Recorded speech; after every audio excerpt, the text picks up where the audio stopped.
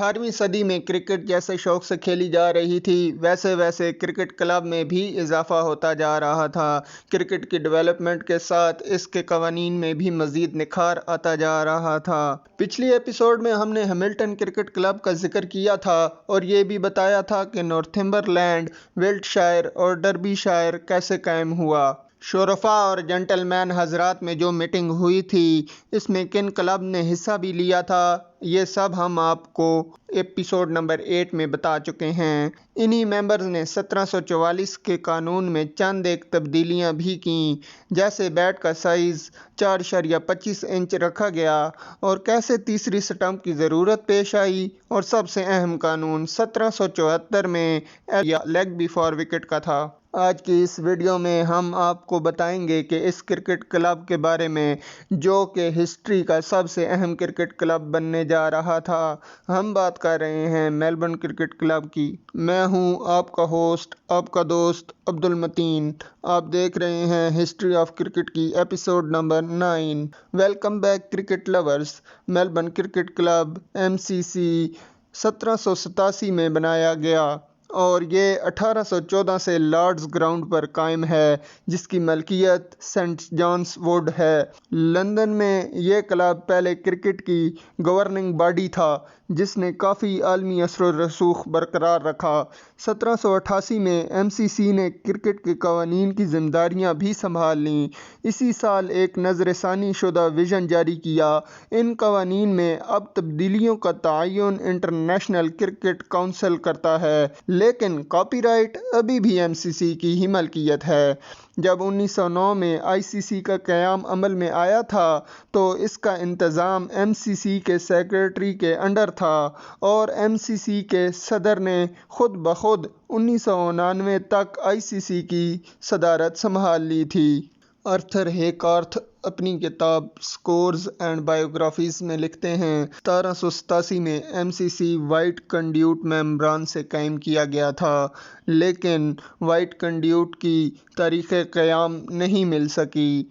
MCC की इब्तदा एक जेंटलमैन क्लब के तौर पर हुई थी, जो 18वीं सदी के बेशतर हिस्से में परवान चढ़ा था, जिसमें असल लंदन क्रिकेट क्लब के तौर पर एक वजूद शामिल था। इसके बहुत से मेंबरान 1770 के ज़रिए हैमिल्टन क्रिकेट क्लब के साथ शामिल हो गए थे, जो 1780 की दिहाई में लंदन में वापस आ गए।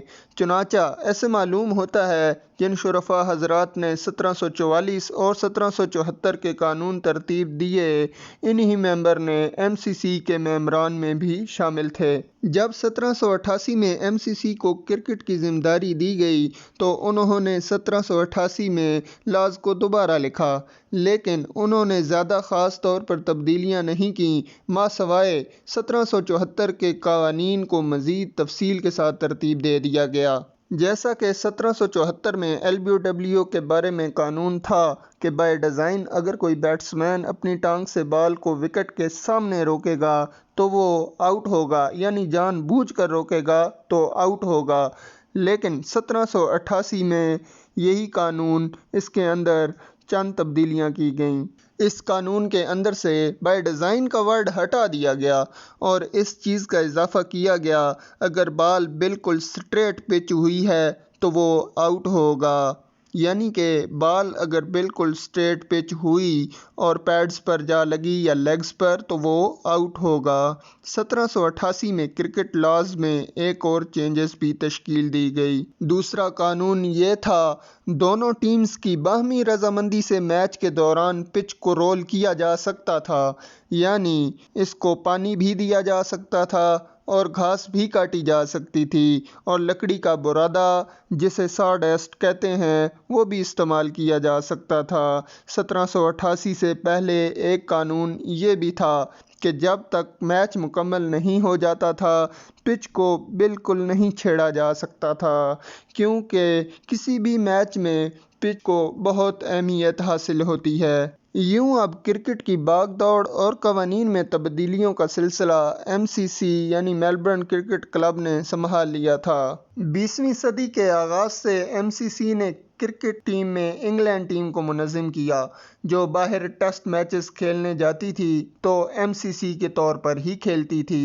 اس میں 1976 اور 1977 کے ہندوستان کے دورے بھی شامل ہیں۔ 1996 اور 97 کے دورہ نیوزی لینڈ پر انگلینڈ کلب کی مخصوص سرخ اور پیلی پٹیوں کو اپنے رنگ کے طور پر اس نے پہنا تھا۔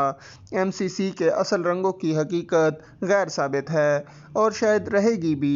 کھلاڑیوں نے 19ویں صدی میں سپورٹنگ اسکائی بلو کا کلر پہنا تھا۔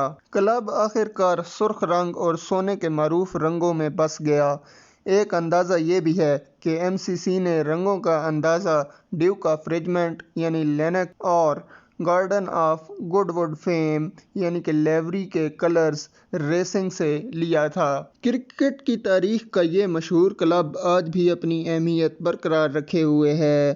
اگر آپ نے ہوم آف کرکٹ کے بارے میں جاننا چاہتے ہیں تو کرکٹ ہسٹری کی اس سیریز کے ساتھ جڑے رہیے۔ امید کرتے ہیں کہ یہ ایپیسوڈ بھی ہمیشہ کی طرح آپ کو پسند آئی ہوگی۔ ہماری اسی کوشش کے لیے چینل کو سبسکرائب بھی کریں اور دوستوں کے ساتھ شیئر بھی کریں۔ نیکسٹ ایپیسوڈ کے ساتھ حاضر ہوں گے۔ اللہ نگہبان۔